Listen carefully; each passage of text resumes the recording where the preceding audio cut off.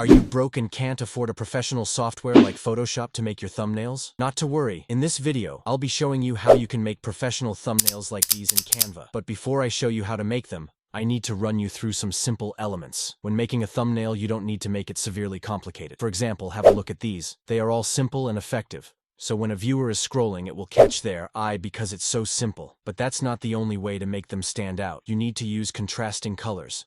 Look at this color wheel. All the colors opposite each other are contrasting colors. When you use these colors in a thumbnail, it catches the viewer's eye even better. But there's still some elements missing. Have you heard of the rule of thirds from photography? It's these lines which help center out your thumbnail and not overcomplicate them. That's why almost every channel has a thumbnail like this. The next thing, you need to shock the viewer. Mr. Beast is a good example of this. Look at this thumbnail. Notice how it shocks the viewer by using an element in the vid to make them click to find out what happens. The last thing you need to use is big objects. Have a look at this thumbnail. They use a big object in the thumbnail to make it stand out.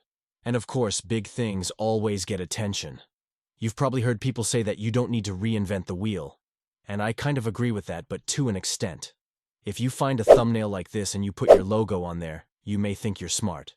But if a viewer is scrolling there, obviously going to pick the one with a higher view count than your lower viewed one, especially if you're in the same niche. And if you want an in-depth tutorial on how to make these thumbnails, the link to that will be in my free Discord server in my bio.